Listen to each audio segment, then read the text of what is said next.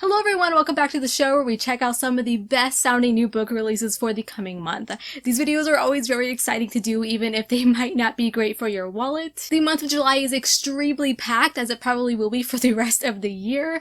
We have some good looking debuts, some highly acclaimed authors are coming out with new titles, a really good amount of sci-fi and horror on this list today, and a ton of adult retellings. There's an H.G. Wells and an Edgar Allan Poe retelling, a Beowulf retelling, and a Rapunzel retelling. Really exciting stuff. Of course, surrounded by a good fantasy selection, but before we dive in, I want to give a big thank you to Tipsy Sake for working with me and sponsoring today's video. So, we know that there are a lot of wine club subscription boxes, but this is a sake one, which I think is so much cooler. They sent over this monstrosity of a box, and you can assume what's inside. Different flavors of sake. Aw man, there's only 3. Just kidding, it is double layered. 6 bottles. This is officially the party channel. You want to see me juggle? Just kidding, I would never.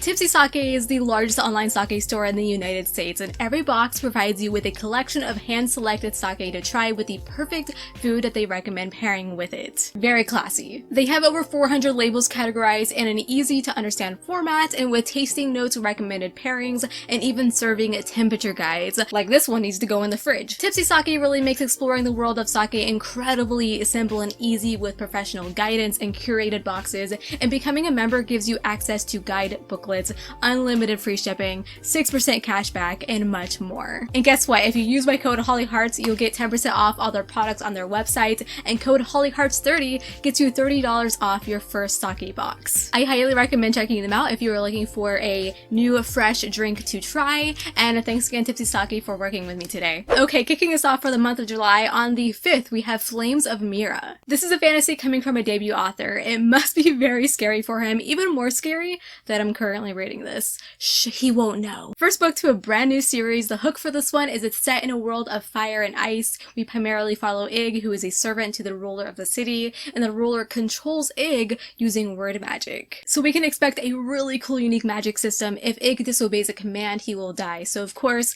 Ig has to find a way to escape, to fight back. The world sounds like it has a lot of variety to it. I'm super excited to get more into it. I've only just scratched the surface, but you can look forward to my official review later in the month of July. So July 12th is literally giving us a large platter of brand new books, starting with What Moves the Dead. This is supposed to be a fun and creepy twist on Edgar Allan Poe's short story, The Fall of House Usher. So already that tells me it takes place in a scary manor house. I love that setting for a horror. You really can't go wrong with it. And the plot actually sounds incredibly similar to Mexican Gothic, and I want to know if you agree. So we follow Easton, who is a soldier, and he gets a call from his sister saying she needs help after becoming ill, so he goes to visit her. He soon realizes the ancient manor she is staying at is very sinister. The sickness she has is very strange. The house is full of fungi, and even the rabbits around the countryside are all deformed and twisted. It sounds absolutely horrifying. Very much for fans of Mexican Gothic, I think. I love the setup for these kinds of horrifying stories, so I'll actually be reading this one very soon. A Prayer for the Crown Shy. This is the second novella in Becky Chambers' solar punk universe of the Monk and Robot series. The first one introduced us to Dex, who is a traveling tea monk, and their inquisitive robot friend, Mosscap, from the wilds, as they have a run-in with each other and tackle one of humanity's biggest questions: what do humans want? In the sequel, we get to see these two characters journey together into different populated areas so that Mosscap can get to know humans and bring back information to their robot community who have been separated from people for several hundred years. This is a really great series of novellas to cozy up into. It's funny, wholesome, very deep thinking, and full of characters that just heal the soul, so look out for the sequel on the 12th. August Kitco and the Mechas from Space. Wow, this one sounds like it's a fun sci-fi romp with a lot of heart. This author, who has since completed his previous trilogy, is back with a brand new queer space opera series, which is called the Star Metal Symphony. That series title alone sounds so rad. So we follow Gus, a jazz pianist who is thrown into the position of hero as the world is threatened by a terrifying AI, it sounds like. There are giant mechs with their own fight scenes, flamboyant rock stars. It sounds wild and chaotic in like such a blast, and early reviews are pretty great. This book looks loud and I love it. I actually can't wait to see what this cover looks like in person. Up next, if you've been waiting forever for a new novel by the best-selling author Blake Crouch, then wait no more, because his new novel, Upgrade, is releasing on the 12th. This is supposed to be a fast-paced sci-fi thriller mix, following Logan, who is an agent with the Gene Protection Agency, and he's infected with an upgrade that allows him to think smarter and be able to analyze and see things that others can't. He's suddenly considered a threat and has to go on the run and stop this enhancement before it apparently destroys mankind. It literally sounds like some high-budget movie, and I know a lot of people are really excited to get their hands on this. It seems like even if you're not a fan of science fiction, you're still a fan of Blake Crouch. The Wizard of Eventide. This is the conclusion to the very underrated fantasy series, The Goddess Wars. These books honestly have some of my favorite covers.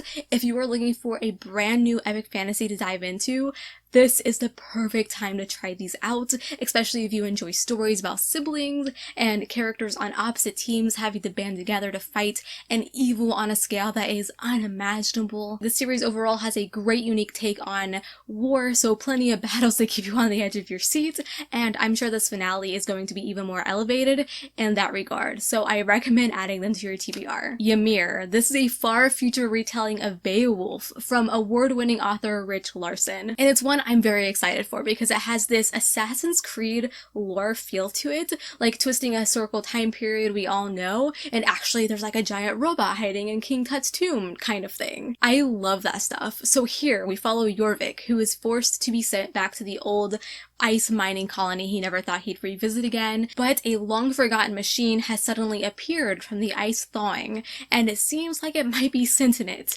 I can see myself really getting into this one, and it's very hard not to read it at this very moment, so I'm sure you can look forward to my review soon. They Drown Our Daughters. This is another debut with fantastic potential. It's an adult horror that follows a multi-generational curse of the women of this family the story follows. Unexplained deaths have been occurring in this family since the 1800s, and now present day we follow Meredith and her daughter living in Cape Cod, and of course, weird things begin to happen. I really like this stuff because I always want to know if the curse gets broken by the end of the book, or does everyone just die? I don't know. That's the heart of the mystery. If you like thrillers, then definitely add this one to your wish list. The Splendid City. The one instance with a cover to a book is truly all I care about. I actually have the physical copy to this one. It is just as great in person. A freaking cat holding a little gun. You have me hook, line, and sinker. This is a quirky dystopian fantasy with a modern twist on witchcraft. It takes place in America, and we follow a witch who has been exiled and a cat who she has to take care of. Apparently he loves beer and loves to shoot things, and they are bound together to investigate the mystery of a fellow witch who went missing. I just have no idea what direction the story will take, and I'm excited to find out. Finally, moving along to July 19th, we have Just Like Home. I'm going to assume this pink cover is misleading because Sarah Gailey is known for her thrillers, and she is coming out with this one in July, and I'm really looking forward to it. I've enjoyed past books from her, and I expect this one to be just as creepy and just as well written. This is set within a creepy haunted house that our main character Vera's estranged mother has requested her to visit because she is dying.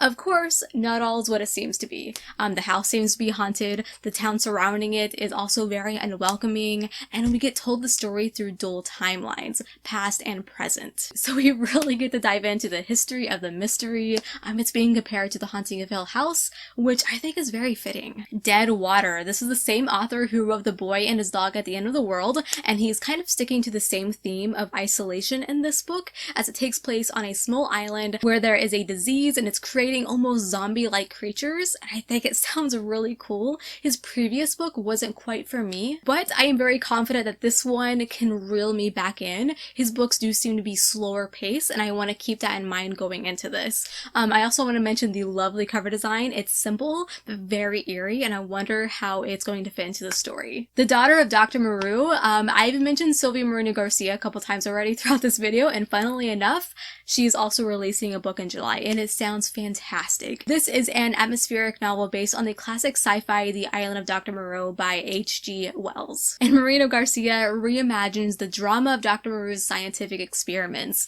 set in the secluded jungles in Mexico of the 19th century. It's a coming-of-age story following Carlotta as she tries to find her place in the world while she helps her family hang on to the only job and home that she's ever known. So we definitely have a mix of historical fiction and sci-fi, and I think some Frankenstein themes as well. It's hard to figure out exactly the direction it'll go, especially with a look of this beautiful cover as well, so we'll just all have to read it. And moving along to our final date, July 26th, we have A Strange and Stubborn Endurance. This is a queer romance fantasy coming from Tor, all about exploration of gender, identity, and self-worth, sprinkled all around with political intrigue. Its main focus is an arranged marriage trope along with a murder mystery. A lot happening, I know. And I know a lot of you are going to be very excited about everything that I mentioned. I'm going to keep this one a little short because I might be reviewing it soon, and it sounds like it's going to be a really charming read. A lot of readers are absolutely loving it already. The ratings are very high, so I'm excited to get to it. And lastly, we have another debut, and that is the Book of Gothel, which is an adult reimagining of Rapunzel,